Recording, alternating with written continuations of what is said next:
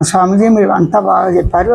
కేవలం మీకున్న అనుభూతులను మీరు రోజు మనం చేసే లక్షణాలని గమనించే లక్షణాలతో గమనించమంటున్నారు. కరెక్టే. మిగతా దేవుడు ఉన్నాడు లేదు ప్రసక్తి ఎందుకు ఎత్తలేదు? ఇక ప్రశ్న ఏంటి? తను తాను ఎలా తెలుసుకుంటున్నాడు? తను తాను తెలుసుకోకుండా దేహం లేకుండా తెలుసుకోలేదు కదా. నేను దేహంగా ఉన్నాను, మనసు లేకుండా తెలుసుకోలేదు, నేను మనసుగా ఉన్నాను, నేను బుద్ధిగా ఉన్నాను, జీవుడిగా ఉన్నాను, పరమాత్మ ఆత్మగా ఉన్నాను, నాస్తికుని నాస్తికుని అనుకుంటున్నావు కదా.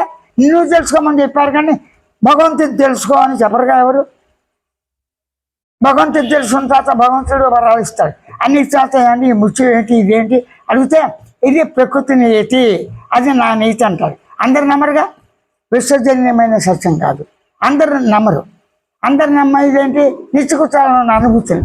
దేహం అనేది అనుభవం, కళ్ళు వస్తున్నాయి అనుభవం, మెలకు అనుభవం, గమనించాలి ఇవన్నీ అనుభవం ఉన్నాయి కదా. ఈ అనుభవం ఉన్నది ఎవరికి వారే తెలుస్తుంది కదా. ప్రేమ రాగం చేసాం కానీ తను తాను తెలుసుకుంటా. తను తాను తెలుసుకున్నాను ఏమిటి? ఎరుకతో ఎరుకతో గుర్తించి గమనించి తెలుసుకోవాలి. సుఖం దుఃఖం మంచి చెడు పాపం అన్నీ ఎరుక ఎలాగుంది? గమనించే లక్షణం అంటే అన్ని సాక్షి లక్షణాలు. అసలు ఎలాగుంది? ఆనందంతో అంటే ఎరుకతో గుర్తించి సర్వం ఆనందమయమే, ఆనందమే, పరమానందమే, ఉత్కృష్ట ఆనందం, కేవల ఆనందం. ఆ కేవల ఆనందమే సత్యం. అంటే నాతో గుర్తించి గమనించి తెలుసుకుని నాతో ఉన్న స్వయంతో ఉన్నట్టును గమనించిన సర్వం కూడా ఆత్మానుభవమే, సర్వం ఆత్మమయమే. ఆత్మమైన రెండోది ఉంది లేదు, ప్రసక్తి కూడా లేదు. ఎందుకు? నేను ఉన్నానని ఆలోచన కూడా నాకు వేరు కాలేదు. నేను ఉన్నాను దేహం నాకు వేరు కాదు. నేను ఉన్నానేటువంటి ఇంద్రియాలు నేను వేరు కాదు. నాకు వేరు లేనప్పుడు రెండోది లేనప్పుడు ఏముంది? నేనే ఉన్నా పరిపూర్ణంగా మౌనంగా నేనే ఉన్నానని నాకు నేను స్వయం అవగాహనతో ఉన్నాను. అలా ఉంటూ దేహం ఉన్నంతవరకు తల్లి తండ్రి గురు అతిథులు సాటి వాళ్ళతో మనం ఒక లక్ష్యం పెట్టుకుని సహజంగా జరిగేస్తాయి.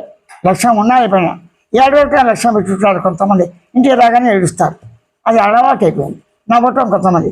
కానీ ఈ లక్ష్యం అనేది ప్రత్యేకించి ఉండదు.